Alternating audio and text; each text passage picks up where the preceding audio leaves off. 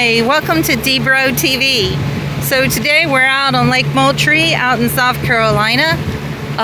The water's gotten a little rough, so we're down in a cove trying to find something a little bit more calmer to get into. But as we are going through the cove, we're also scouting out future places that we would like to take you to show you some fishing. So in the past, here's a little island cove that we fished off.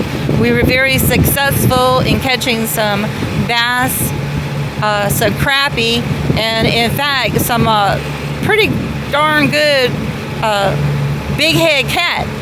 So big head catfish love to get up in those stumps right there. So we're very fortunate on Lake Moultrie where we have lots of these little coves that you can get into.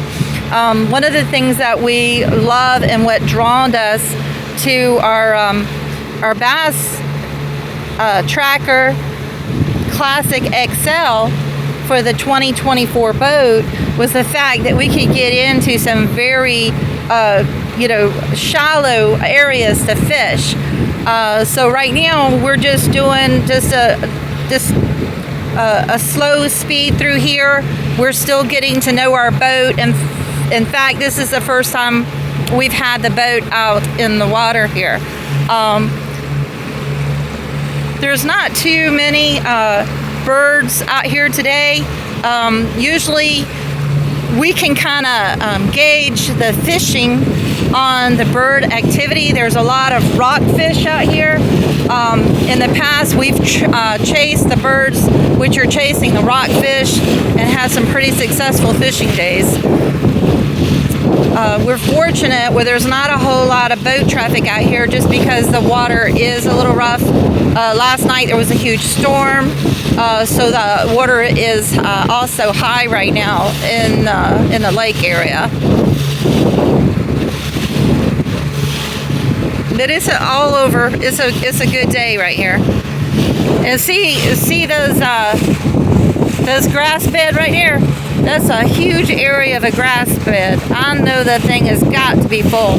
We have the Lawrence fish finder here, and as we've been going through this, I mean, it's just been showing all kind of fish below us. And right now we are in about 16 to 20 something feet of water, and it is a very, as you get over there to that grass area, it'll jump down to like 5 foot, and then that's when we'll be able to get our Minn Kota trolley motor going on it, and we haven't done that yet, but we have been watching the videos, and as I am bringing you in on that Minn Kota, right, the foot on that, we want to replace it.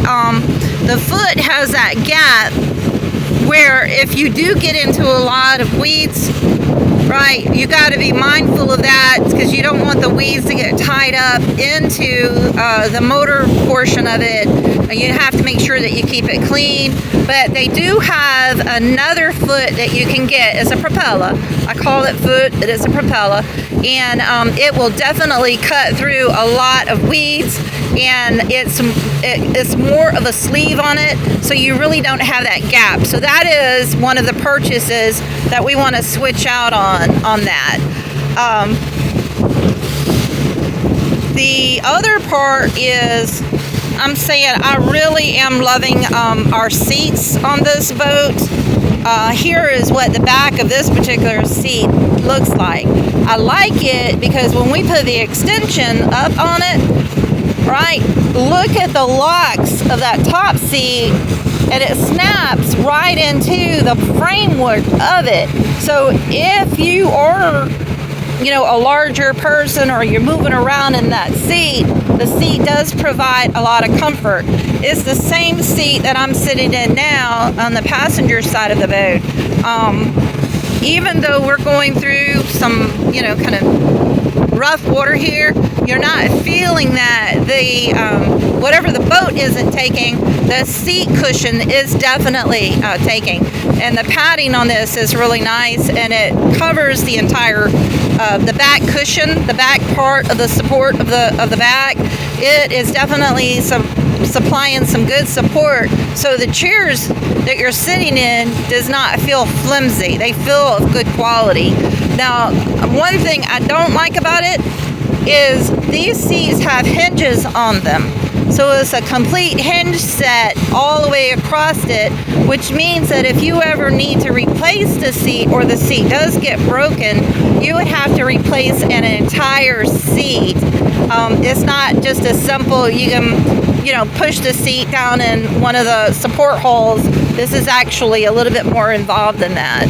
And I haven't did a comparison yet to see what the prices cost to replace. So here's another area over here. You see there's a lot more trees. We've got a couple birds that's come in, and this is always your telltale sign. Again, they're out there fishing and they're hunting, and that's a good way to tell where your bait is on the surface, and then your bait on the surface is what attracts your boat, your fish to your boat. We try to get the boat to the fish, all right? So we're going to step it up a little bit.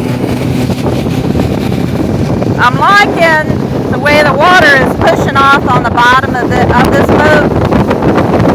Even though water is coming out, it's not hitting me. Like, I'm not getting soaking wet over here. I'm dry, and I like that. A lot of times you'll be in a boat, and as you speed up, all you're doing is getting soaking wet. Not on this one. I like it. And again, we're breaking the boat in, so you'll hear us rev up a little bit. We'll idle, and then we're going to speed up a little bit. I suggest that you pull your boat warranty out. It's going to tell you how to break your particular boat in. Now, all boats are the same. So they do have different recommendations. Here we are, we're turning around. This is a 50 Mercury motor that we're on. And look at there. We're taking the waves like it ain't nothing. It's got a good balance to it. And the that motor sounds good. I gotta say, this is the first motor I've ever had where it wasn't so loud. Even with us running it, I'm able to talk, and the motor is a good quiet to it.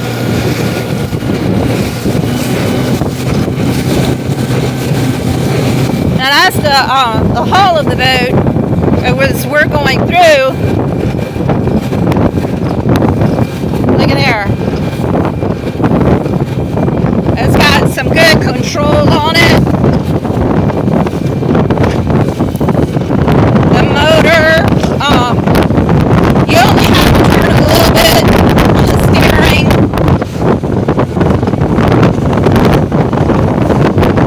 About how many RPMs are we? So right now we're doing about 4,000 RPMs. We're going into a little bit more rougher water at 4,000.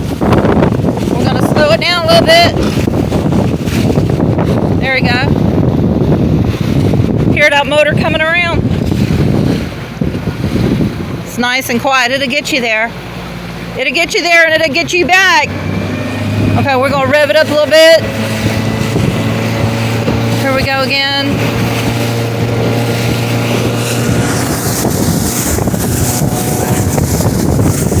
So let's take a look at what the motor on the back is doing. And again, this is 4,000 RPMs. Mercury is holding its own. This comes with a 6-gallon gas tank. The good thing about this Mercury motor is it has its own oil filter.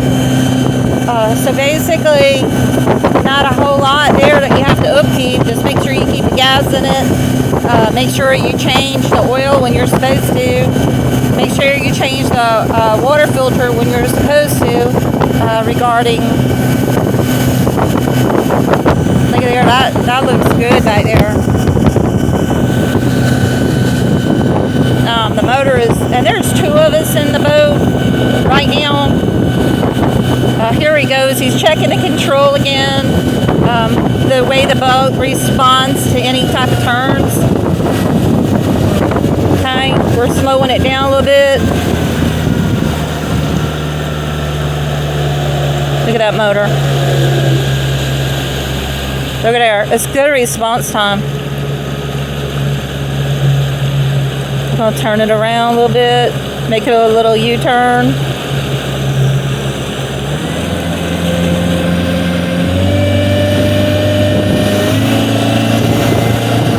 Loving that motor. Loving it.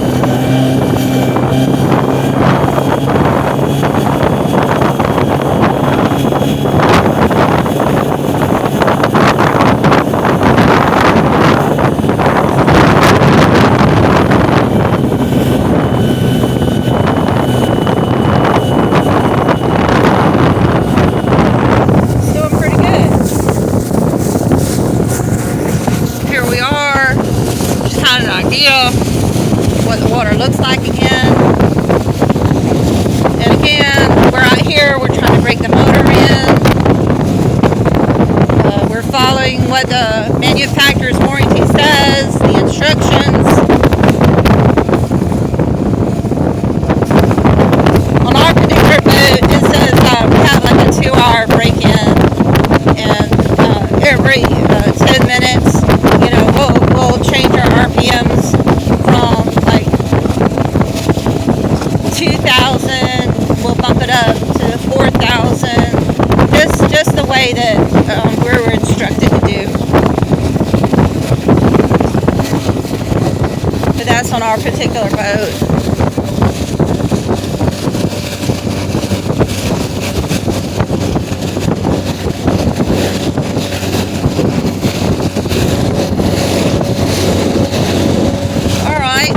So we're going to get it. We're going to do a little bit more break-in time, and then I'll send you another video after a while. We're in the next leg of our journey today. There. Okay, y'all. Please like and share this video. You're welcome to share it out. Again, this is Deborah TV. We're going to get you out here and see what your boats are doing. And again, in the future, we'd like to do some fishing. Well, I got hit that time. The white capping. We're in a white capping area right now. It's a little bit of water coming up now. But I'd